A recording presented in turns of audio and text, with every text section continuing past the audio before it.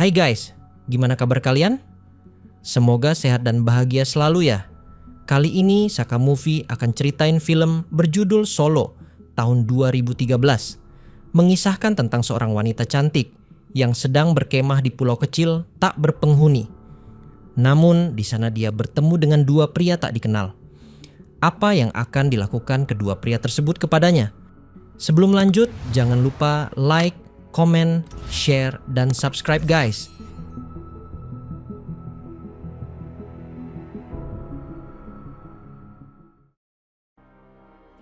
Di awal film diperlihatkan seorang gadis bernama Jillian yang sedang berkonsultasi dengan psikiater.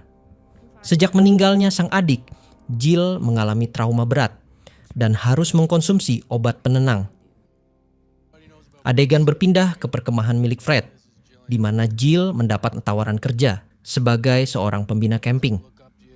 Ia direkomendasikan oleh sahabatnya bernama Lacey yang lebih dulu bekerja di tempat itu.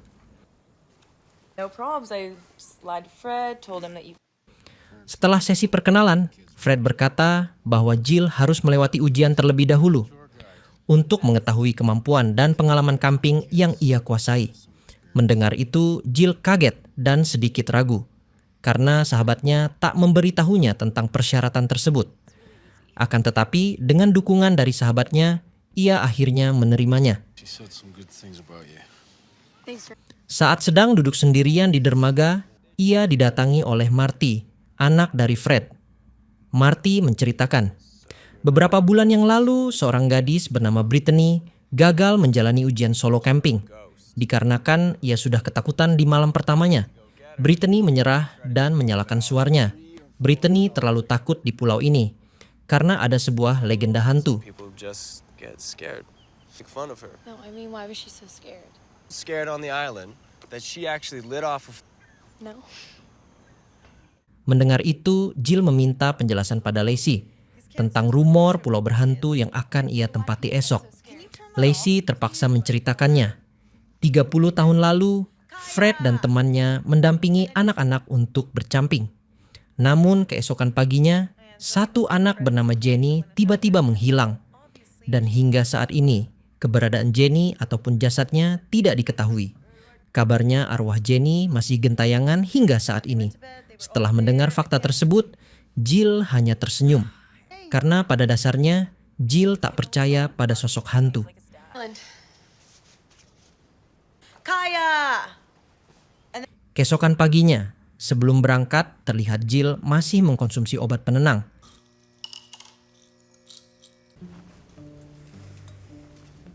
Lalu, Fred mengantarnya ke pulau tersebut dan tempat mendirikan tenda.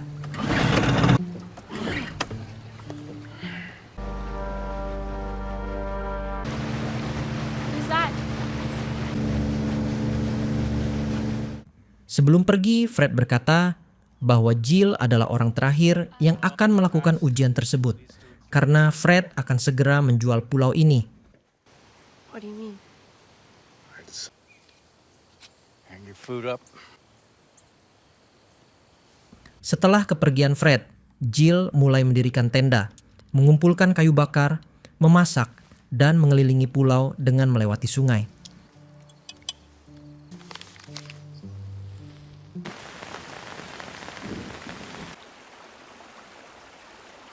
Saat akan kembali ke tenda, tanpa sengaja Jill menemukan sebuah boneka. Ia pun membawa pulang boneka tersebut. Setelah itu, ia pun beranjak mandi. Saat kembali ke tenda, kakinya terluka karena ranting pohon. Dari kejauhan, nampak seorang pria paruh baya bersama anjingnya, sedang duduk di depan tenda Jill. Pria tersebut bernama Ray. Ia mendatangi tenda Jill karena mendengar teriakan minta tolong. Jill berkata itu bukan suaranya, karena dia tak merasa meminta tolong. Excuse me? Melihat luka di kaki Jill, Ray lantas menawarkan diri mengobatinya. Namun Jill menolaknya. Melihat Jill merasa tak nyaman dengan kehadirannya, Ray pun pamit. Dan tiba-tiba Jill berubah pikiran dan menerima tawaran Ray untuk ikut ke kapalnya mengambil obat dan perban. Sesampainya di perahu, Jill menanyakan rumor tentang sosok hantu Jenny. Ray berkata, itu hanyalah bualan orang-orang perkemahan saja. Ray berkata bahwa ia sering memancing di danau tersebut. Jika Jill membutuhkan bantuan, ia bisa mencarinya di danau. Setelah itu, ia meninggalkan Jill. Your age? How old are you? Man's best friend, Bear! Right later.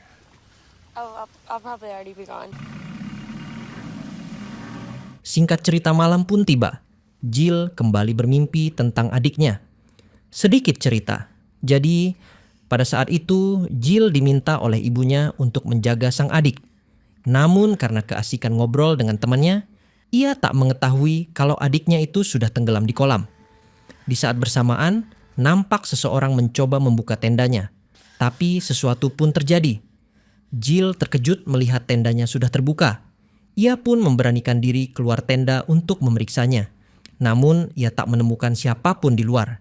Ia pun kembali masuk dan meminum obat penenang, lalu kembali tidur.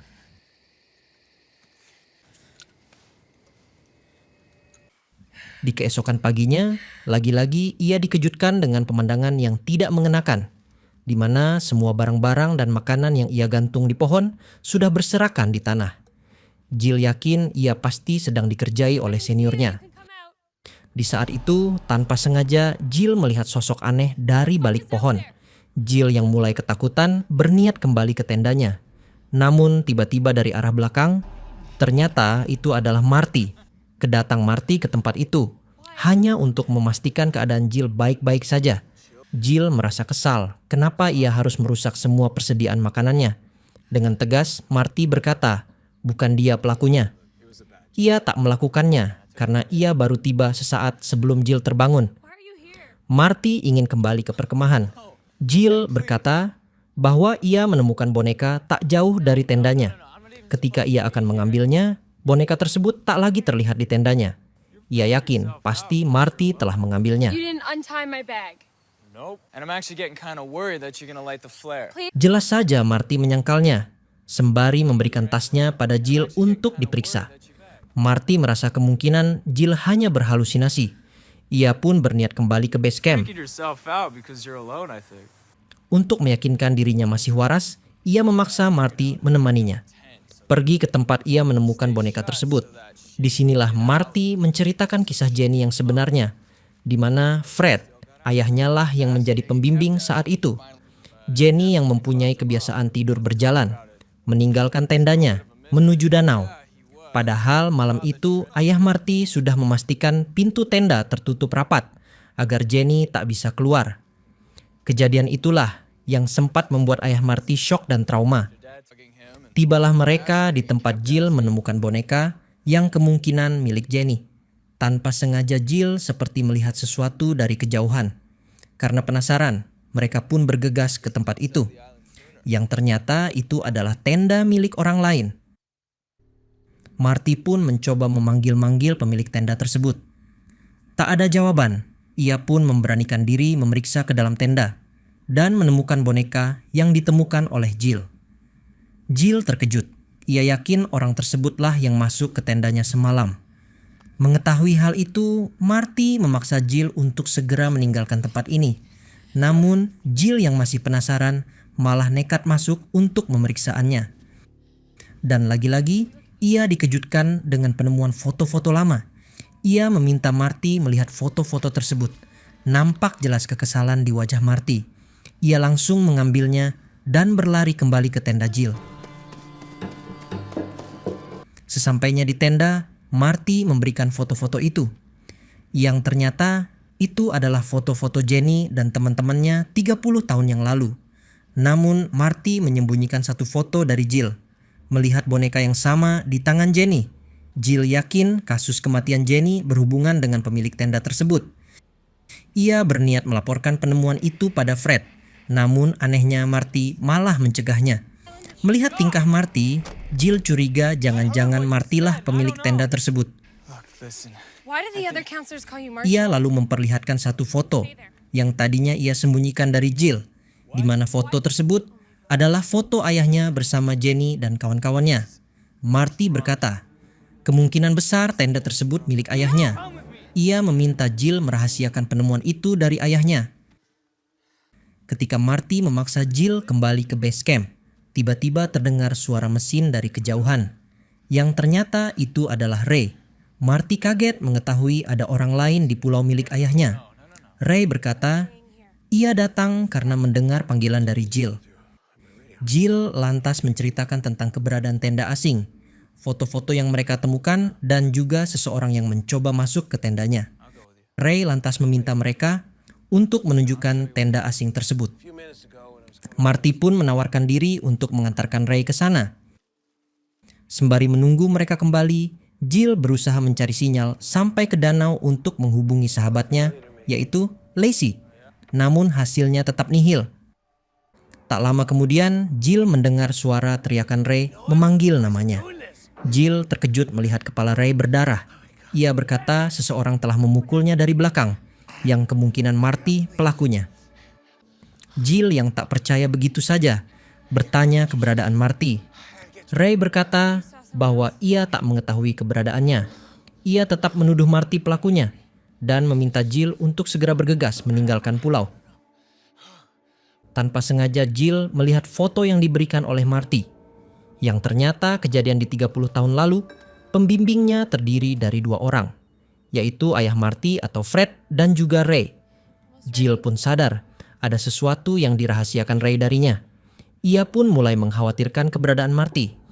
Untuk mengalihkan Ray, ia dengan sengaja menyetel nada dering di ponselnya dan menunjukkan kepadanya bahwa ayahnya masih hidup, dan berpura-pura kalau ia menerima telepon dari base camp. Dia berusaha membuat Ray percaya bahwa bantuan dari base camp akan segera datang. Dan benar saja, usahanya tersebut berhasil membuat Ray percaya. Ray pun pamit pergi untuk mengobati lukanya. Diam-diam, Jill mengikuti Ray sampai ke perahunya. Dugaan Jill ternyata benar. Terlihat Ray mencuci darah palsunya yang ada di kepalanya.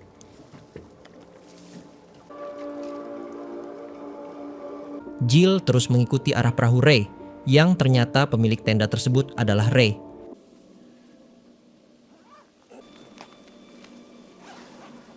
Setelah Ray meninggalkan tendanya, Jill bergegas memeriksa tenda dan menemukan Marty dalam keadaan mengenaskan.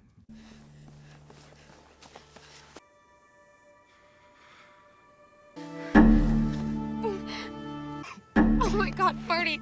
Tak lama kemudian, Ray kembali untuk mencari udutnya yang ketinggalan. Untung saja udut tersebut terjatuh di depan tenda. Setelah kepergian Ray, dengan seluruh tenaganya, Jill berusaha mengeluarkan Marty dari tempat itu dengan menyeret tubuhnya. Merasa kelelahan, ia berusaha menyadarkan Marty, namun tak berhasil. Dengan terpaksa, ia menyembunyikan Marty dan berniat meminta bantuan dari base camp. Naasnya, anjing milik Ray malah menemukan keberadaan mereka dan terus-terusan menggonggong. Jill berusaha membuat anjing tersebut diam. Di sisi lain, terlihat Ray yang berada di tengah hutan sedang menggali lubang. Sepertinya, ia sedang mencari sesuatu. Ia pun mendengar suara gonggongan anjingnya. Jill yang berusaha membuat anjing tersebut diam, segera bergegas mencari bantuan. Dengan mengirim pesan pada sahabatnya Lacey. Lagi-lagi, ia harus mengalami kendala, yaitu jaringan. Tak ingin menyerah begitu saja, ia lalu membungkus ponselnya dan berenang ke tengah danau. Berharap mendapatkan sinyal. Sayangnya, ia tak berhasil mendapatkannya. Dengan terpaksa, Jill melempar ponselnya sejauh mungkin dan berharap terbawa arus agar pesannya bisa terkirim. Setelah itu, ia kembali ke tempat Marty. Namun sayangnya, ia tak menemukan Marty di tempat itu. Yang ternyata, Ray berhasil menemukan Marty dan membawanya kembali ke tenda. Merasa khawatir dengan keselamatan Marty, Jill mencoba menggunakan radio. Tapi tetap saja nihil. Mau tak mau, Jill harus cari cara sendiri untuk menyelamatkan Marty. Ia pun menggunakan suar untuk memancing Ray. Dan benar saja, Ray berhasil menemukan keberadaan Jill. Tanpa berpikir panjang lagi, Jill langsung menyerang Ray. Tapi, serangan tersebut berhasil digagalkan oleh Ray dan membuat Jill tak sadarkan diri.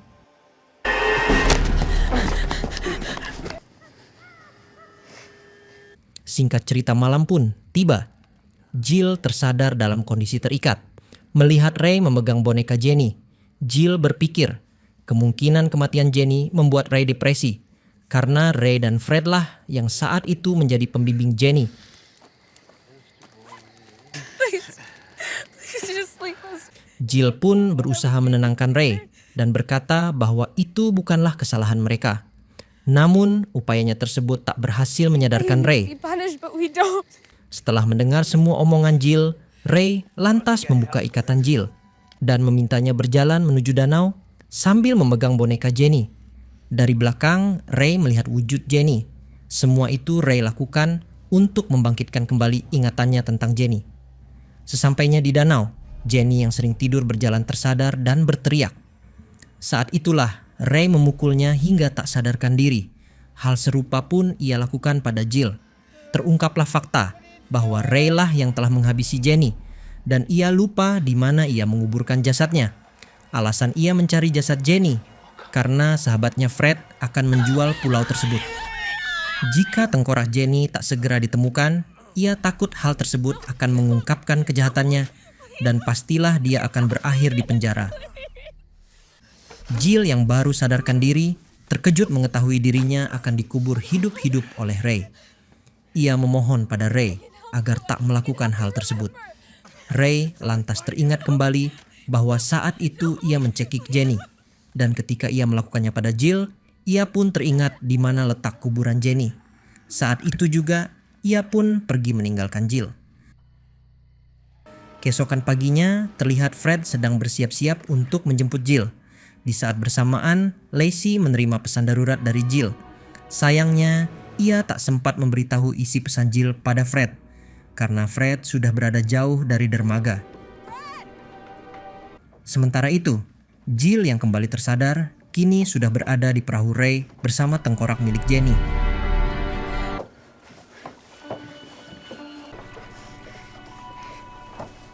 Fred yang sudah tiba di pulau dan tak mendapati Jill di tendanya, berteriak memanggil-manggil nama Jill. Mendengar suara Fred, Ray segera kembali ke tendanya. Fred yang berusaha mencari Jill terkejut melihat tenda orang lain di pulau miliknya. Ia tak menyangka seseorang tersebut adalah sahabatnya sendiri. Mereka baru bertemu kembali setelah 25 tahun. Fred lantas menanyakan, apa alasan Ray berada di tempat ini? Ray pun menjawab bahwa ia hanya ingin berkemping untuk terakhir kalinya sebelum Fred menjual pulaunya. Di saat bersamaan, Fred mendengar suara minta tolong dari Jill. Ketika Fred mengambil radio tersebut, tiba-tiba Ray memukulnya dari belakang hingga pingsan.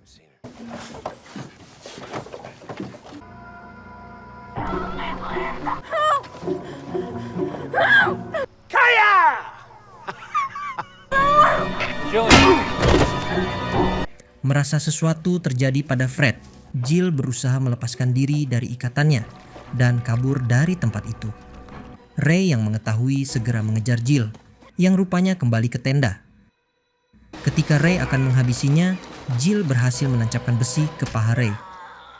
Melihat Ray terluka, Jill menggunakan kesempatan tersebut untuk kabur menggunakan perahu Fred. Jill mendapat masalah karena tak bisa menghidupkan mesin perahu yang sudah terlihat tua. Ia pun berinisiatif menggunakan perahu Marty. Sayangnya, Ray berhasil menangkapnya dan berusaha membunuh Jill. Jill menusuk luka Ray dengan jarinya dan menghantamnya dengan batu. Merasa muak dengan semua kejahatan Ray, Jill mengambil jangkar lalu menancapkannya ke mulut Ray, yang membuatnya tewas saat itu juga. Di akhir cerita diperlihatkan Jill yang kembali ke base camp bersama Marty, juga anjing milik Ray, tanpa menjelaskan bagaimana keadaan Fred atau ayah Marty. Lalu film pun akhirnya berakhir.